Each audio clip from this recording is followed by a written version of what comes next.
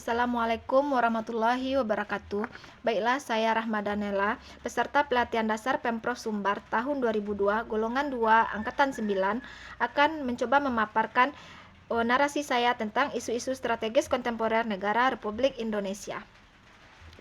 Isu kontemporer maksudnya adalah suatu pokok persoalan yang terjadi pada masa sekarang atau menjadi trending topik pada saat ini. Jadi solusi penyelesaiannya harus sesuai dengan masa sekarang, yaitu masa modern. Adapun isu-isu kontemporer yang berkembang di Indonesia pada saat ini adalah yang pertama, revolusi 4.0 dalam pelayanan pendidikan, yaitu yang membahas tentang perubahan-perubahan yang begitu cepat yang biasanya memakai tenaga manusia beralih menggunakan tenaga mesin. Sebagai seorang ASN khususnya saya sebagai pengelola perpustakaan, maka saya dituntut untuk mengikuti perkembangan zaman. Dari biasanya pelayanan perpustakaan yang dilakukan secara manual, sekarang beralih ke pelayanan digital. Contohnya adalah apabila siswa ingin mencari buku yang akan dipinjam, maka mereka tidak perlu lagi mencek satu persatu buku ke rak, tapi cukup mengetikkan judul buku dan pengarangnya di katalog online, maka di sana akan diarahkan di rak mana buku tersebut berada. Hal ini tentu sangat memudahkan para pengguna perpustakaan. Contoh lainnya adalah pada saat siswa ingin meminjam buku, maka petugas tidak mencatat lagi secara manual data peminjam buku dan buku yang akan dipinjam. Hanya cukup menyerahkan kartu anggota dan men-scan barcode buku, maka semua data peminjam dan data buku yang akan dipinjam sudah tercatat secara otomatis ke dalam sistemnya. Dan pada saat pustakawan ingin mengetahui tingkat kepuasan pemustaka terhadap pelayanan perpustakaan, pustakawan tidak perlu lagi membagikan angket satu persatu kepada siswa dan guru yang ingin didata, tetapi cukup melalui Google Form. Namun, di balik kemudahan yang disajikan, tentu ada celah kejahatan yang dapat dilakukan oleh orang yang tidak bertanggung jawab, misalnya pencurian data. Oleh karena itu, kita harus berhati-hati dalam memanfaatkan teknologi saat ini. Yang kedua adalah darurat narkoba, merupakan kata yang menyatakan bahwa Indonesia pada saat ini sedang berada dalam kondisi kritis dalam menangani banyaknya kasus-kasus narkotika. Narkoba sudah ada sejak zaman dahulu yang digunakan sebagai obat. Namun, dengan seiring berkembangnya zaman, kini narkoba banyak disalahgunakan.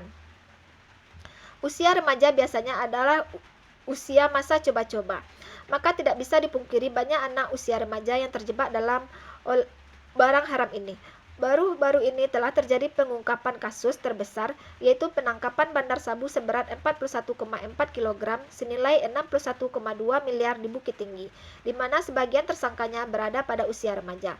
Sebagai ASN yang berada di lingkungan sekolah, kita harus bisa merangkul siswa agar tidak terjerumus dan terjebak dengan barang haram tersebut, dengan cara merekomendasikan siswa untuk membaca buku tentang bahayanya narkoba, zat yang terkandung dalam narkoba, dan juga bisa dengan cara bekerja sama dengan pihak kepolisian untuk mengadakan sosialisasi tentang bahayanya mengkonsumsi narkoba.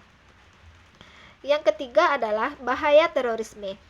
Terorisme merupakan kejahatan yang sangat berbahaya. Kejahatan ini termasuk ke dalam kejahatan yang luar biasa atau extraordinary crime, sehingga butuh penanganan yang serius yang melibatkan semua pihak dalam menyelesaikan masalah ini. Sebagai ASN, kita harus mendukung pemerintah dalam menangani tindak kejahatan terorisme. Di dalam ruang lingkup pendidikan, kita harus membentengi jiwa anak muda, dalam hal ini siswa, agar tidak terlibat dalam tindak kejahatan terorisme. Hal ini bisa dilakukan dengan cara yang pertama, memperkenalkan ilmu pengetahuan dengan baik dan benar.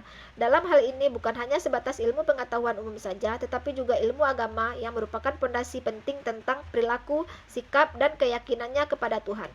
Kedua, dengan cara meminimalisir kesenjangan sosial antara pemerintah dan masyarakat dengan cara pemerintah merangkul masyarakat untuk bersama-sama dalam memberantas terorisme. Ketiga, menjaga persatuan dan kesatuan, karena di Indonesia terdapat keberagaman dan kemajemukan. Oleh karena itu, kita harus menjaga persatuan dan kesatuan untuk mencegah masalah terorisme. Dan yang terakhir adalah berperan aktif dalam melaporkan terorisme. Contohnya, apabila muncul pemahaman baru tentang keagamaan di tengah masyarakat yang menimbulkan keresahan, maka hal pertama yang harus dilakukan agar pemahaman tentang terorisme tidak berkembang hingga menyebabkan konflik adalah melaporkan atau berkonsultasi kepada tokoh agama dan tokoh masyarakat di lingkungan kita. Untuk pencegahan awal, pihak tokoh-tokoh tersebut akan mendiskusikan masalah tersebut dengan pihak yang bersangkutan. Sikap ASN dalam menghadapi isu dan perubahan tersebut adalah yang pertama, ASN harus siap dalam menghadapi perubahan-perubahan yang terjadi begitu cepat dan harus mengikuti perkembangan zaman yang ada pada saat ini. Contohnya dengan cara mengikuti pelatihan tentang cara menghadapi revolusi 4.0 dalam dunia pendidikan dan juga mengikuti workshop yang bisa menunjang kinerjanya sesuai dengan tantangan zaman saat ini. Yang kedua, dalam menghadapi bahaya narkoba, ASN harus bersinergi dan merangkul anak-anak muda agar tidak terjerumus ke dalam hal tersebut dan memberikan pengetahuan bagi masyarakat untuk menjaga generasi muda dari bahaya narkoba. Dan yang terakhir, ASN harus menjaga persatuan dan kesatuan agar tidak terjadinya paham radikalisme dan terjadi terorisme di negara Republik Indonesia. Baiklah, sekian dulu pemaparan narasi saya tentang isu kontemporer.